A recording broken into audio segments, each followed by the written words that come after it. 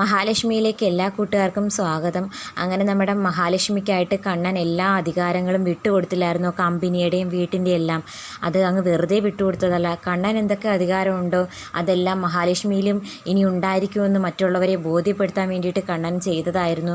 കാരണം നമ്മുടെ കണ്ണൻ പറയുന്നുണ്ട് മഹാലക്ഷ്മി വീഡിയോ കോൾ ചെയ്തിട്ട്, നാളെ അമ്മാവനും ഉണ്ണിക്കുമുള്ള സാലറി ഇട്ട് കൊടുക്കണ്ടെന്ന് ഞാനങ്ങ് വിചാരിച്ചു. അവരൊക്കെ ലക്ഷ്മിയുടെ മുമ്പിൽ വന്ന് സാലറി കളക്ട് ചെയ്യട്ടെ എന്ന് ഞാൻ വിചാരിക്കുന്നതെന്ന് പറയുമ്പോൾ നമ്മുടെ മഹാലക്ഷ്മി ചോദിക്കുന്നുണ്ട്, അയ്യോ അതൊക്കെ വേണോ? അപ്പം നമ്മുടെ കണ്ണൻ പറയുന്നുണ്ട് തീർച്ചയായിട്ടും വേണമെന്ന്. എന്തായാലും അവരിനി മഹാലക്ഷ്മിയുടെ അരികെ പോയി പൈസയൊന്നും കളക്ട് ചെയ്യുമെന്ന് എനിക്ക് തോന്നുന്നില്ല. കാരണം കണ്ണനെ തീർക്കാനുള്ള ആളെയൊക്കെ അവർ സെറ്റാക്കി വെച്ചിട്ടില്ലേ. കണ്ണൻ്റെ കാര്യത്തിൽ ഒരു തീരുമാനം ആയതിനു ശേഷം മഹാലക്ഷ്മി എങ്ങനെ വരയ്ക്ക് നിർത്താമെന്നുള്ള കാര്യം അവർ ചിന്തിക്കുകയുള്ളൂ എന്നാണ് പ്രതീക്ഷിക്കുന്നത്. പിന്നെ കാണിക്കുന്നത് നമ്മുടെ കണ്ണൻ അനന്തുവിനോട് ചോദിക്കുന്നുണ്ട്, എനിക്ക് നാളെ ഒരു സമയത്ത് എണീറ്റ് നടക്കാൻ സാധിക്കോടാന്ന് ചോദിക്കുന്നത് കാണിക്കുന്നുണ്ട്.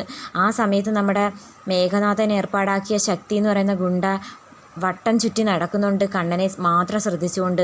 കണ്ണൻ്റെ നീക്കുപോക്കുകളും കണ്ണൻ ആരൂടാ നിൽക്കുന്നത്, ഒറ്റയ്ക്കാണോ, അവസരമുണ്ടോ എന്നൊക്കെ നോക്കി നടക്കുന്നത് കാണിക്കുന്നുണ്ട്. പിന്നെ കാണിക്കുന്നത് നമ്മുടെ മേഘനാഥൻ ഉണ്ണിയെ കെട്ടിപ്പിടിച്ചുകൊണ്ട് പറയുന്നുണ്ട്, എടാ ഈ കർക്കിടകം കണ്ണനുള്ളതാണെങ്കിൽ ഈ തിരുവോണം നമുക്കുള്ളതാണെന്നൊക്കെ പറഞ്ഞ് സന്തോഷത്തോടെ രണ്ടുപേരും നിൽക്കുന്നത് കാണിക്കുന്നുണ്ട്. എന്തായാലും കണ്ണനെ തീർക്കാനുള്ള അവരുടെ ആഗ്രഹം നടക്കുമോ ഇല്ലയോ എന്നൊക്കെ കാത്തിരുന്ന് കാണേണ്ട കാര്യമാണ്. കാരണം ശക്തി എന്ന് പറയുന്ന ഗുണ്ടയെ മേഘനാഥൻ ഏർപ്പാടാക്കിയിട്ടുണ്ടെങ്കിൽ മാർക്കോ എന്ന് പറയുന്ന അയ്യപ്പസ്വാമി അവതാരം എടുത്തു വന്നതാണോ എന്ന് പോലും നമ്മൾ വിചാരിച്ച ആ നല്ല മനസ്സിനുടമയായിട്ടുള്ള വ്യക്തിയും അവിടെ ഉണ്ട്.